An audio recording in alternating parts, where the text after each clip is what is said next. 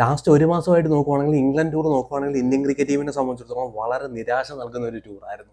T20 world കപ്പിനകത്ത് semi പോലും കാണാതെ നമ്മുടെ വുമൻസ് ടീം പുറത്താവുന്നു. മെൻസ് ടീമിന്റെ കാര്യം പിന്നെ പറയണ്ടല്ലോ, വൈറ്റ് വാഷിന്റെ ചാകരയായിരുന്നു. അയർലൻഡിന്റെ കയ്യിൽ നിന്ന് കിട്ടി, ഇംഗ്ലണ്ടിന്റെ കയ്യിൽ നിന്ന് കിട്ടി. ഇന്ന് നോക്കുവാണെങ്കിൽ പക്ഷേ ഇംഗ്ലണ്ടിൽ നിന്ന് വരുന്നത് ഒരു സന്തോഷത്തിന്റെ ഒരു വാർത്തയാണ്.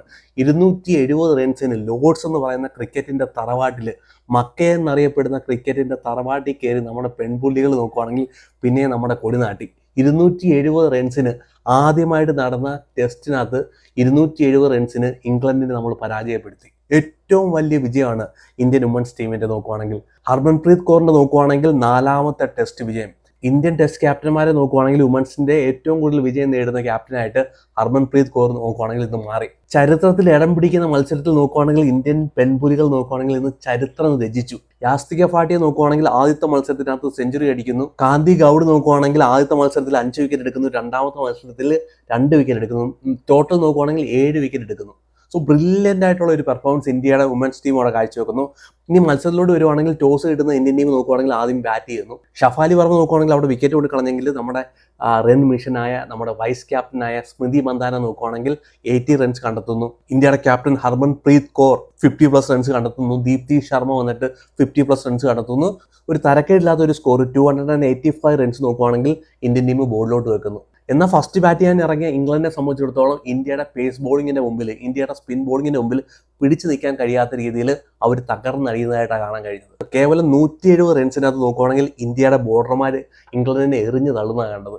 ക്രാന്തി ഗൗഡ് നോക്കുവാണെങ്കിൽ 5 വിക്കറ്റ് എടുക്കുന്നു. ആ ലോർഡ്സിലെ ഓണേഴ്സ് ബോർഡിനകത്ത് നോക്കുവാണെങ്കിൽ ആദ്യമായിട്ട് പേരെഴുതുന്ന ഒരു ബോളറായിട്ട് മാറി 5 വിക്കറ്റ് നേടാൻ കരസ്ഥമാക്കുന്നു. റാണ വന്നിട്ട് 2 വിക്കറ്റ് എടുക്കുന്നു. ദീപ്തി ശർമ്മ വന്നിട്ട് 1 വിക്കറ്റ് എടുക്കുന്നു. 170 റൺസിനകത്ത് നോക്കുവാണെങ്കിൽ നമ്മൾ ഇംഗ്ലണ്ടിനെ തറ പറ്റിച്ചു. അവിടെ നിന്ന് ലീഡുമായിട്ട് ഇന്ത്യ പോയി. സെക്കൻഡ് ഇന്നിംഗ്സ് ബാറ്റ് ചെയ്യാൻ വന്ന ഇന്ത്യ നോക്കുവാണെങ്കിൽ 341 റൺസിൽ 7 വിക്കറ്റ് നഷ്ടമാകുന്നു. അവിടെ നോക്കുവാണെങ്കിൽ ഡിക്ലെയർ ചെയ്യുന്നു. പിന്നെ നോക്കുവാണെങ്കിൽ ഷഫാലി വർമ്മ ഒരു സ്റ്റാർട്ട് കൊടുക്കുന്നു 30 റൺസ്. അതുപോലെ തന്നെ ഇന്ത്യയുടെ വൈസ് ക്യാപ്റ്റൻ സ്മൃതി മന്ദാന വന്നിട്ട് ഒരു 70+ റൺസ് കണ്ടെത്തുന്നു.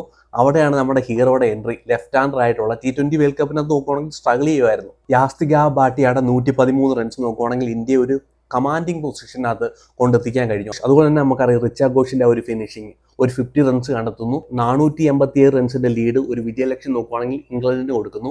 രണ്ടാമത്തെ ഇന്നിംഗ്സ് നോക്കുവാണെങ്കിൽ ഇംഗ്ലണ്ടിന്റെ ബാറ്റിംഗ് നേരെ നോക്കുവാണെങ്കിൽ ഇന്ത്യയുടെ പേസ് ബോളിങ്ങിന് മുമ്പിൽ, ഇന്ത്യയുടെ സ്പിൻ ബോളിങ്ങിന് മുമ്പിൽ നോക്കുവാണെങ്കിൽ തകർന്നടിയുന്ന കാഴ്ചയാണ് കണ്ടത്. സ്നേഹറാണ വന്നിട്ട് 4 വിക്കറ്റ് എടുക്കും. ക്രാന്തി ഗൗഡ് നോക്കുവാണെങ്കിൽ 2 വിക്കറ്റ് എടുക്കുന്നു. ദീപ്തി ശർമ്മ നോക്കുവാണെങ്കിൽ അവിടെ വന്നിട്ട് 2 വിക്കറ്റ് എടുക്കുന്നു. 2 ഇന്നിംഗ്സിൽ നോക്കുവാണെങ്കിൽ ഇന്ത്യയുടെ പേസ് ബോളിങ്ങും സ്പിന്നും കൂടെ ചേർന്ന് ഒരു 200 റൺസ് പോലും കണ്ടെത്താൻ ഇംഗ്ലണ്ടിനെ സമ്മതിച്ചതേ ഇല്ല.